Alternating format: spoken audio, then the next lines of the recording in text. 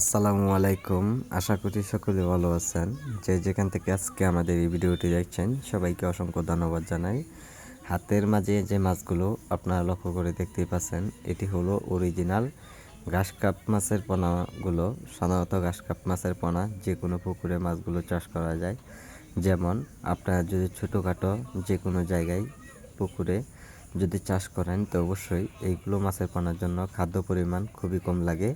এইগুলো মাছের পোনা বেশিরভাগ খেয়ে থাকে পুকুরের নিচের গুড়া শামুক অথবা বাসা শেওলা কচুরিপানা, এগুলো বেশিরভাগ খাবার খেয়ে থাকে। এইগুলো মাছের পোনা সর্বোচ্চ যারা 6 থেকে 7 মাসে যারা বিক্রয় করতে চান তো অবশ্যই আপনি বিক্রয় করে নিতে পারেন। 6 মাসে বা 7 মাসে একটা মাছের ওজন চলে আসে সর্বোচ্চ 2 থেকে 3 কেজি প্লাস চলে আসবে। তো সম্মানিত ব্যাস, যারা মাছগুলো অরিজিনালভাবে যারা চাষ করতে চান বা অন্য কোনো মাছের সাথে মিশ্র চাষ করতে চান, আপনারা চাষ করে নিতে পারেন। যেমন আপনারা অন্য অন্য বাংলা কাপ জাতীয় যে কোনো মাছের সাথে আপনারা চাষ করে নিতে পারেন।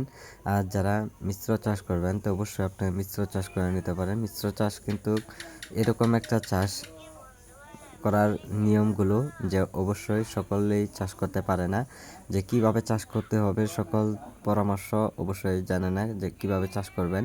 তো অবশ্যই আপনারা চাষ করবেন যে মিশ্র চাষ, যেগুলো মাছের পোনা পুকুরে থাকবে এই ক্ষেত্রে এইগুলো মাছের পোনা প্রতি শতাংশে কতগুলি মাছের পোনা দিলে অবশ্যই মাছগুলো খুব দ্রুত বড় হবে, পর্যাপ্ত পরিমাণ মাছের পোনা। তো সকল তথ্য পরামর্শ জেনে আপনারা মাছ চাষ করে নিতে পারেন। একমাত্র সহজ পদ্ধতিভাবে মাছ চাষের জন্য সফলতার কাটাকুটি আমরা সকল বিস্তারিত দিয়ে থাকি। তো সম্মানিত ব্যাস, আজকে যারা আমাদের ভিডিওটি দেখছেন আমাদের ভিডিওটি দেখে সাবস্ক্রাইব করে দেবেন পরবর্তী ভিডিওটি দেখার জন্য। আর যারা পোনাগুলো নেবেন আমাদের স্ক্রিনে দেওয়া নম্বরে যোগাযোগ করবেন। আমাদের যোগাযোগের ঠিকানা হচ্ছে ময়মনসিংহ 30 যে কোনো মাছের পোনা পাওয়া যায়।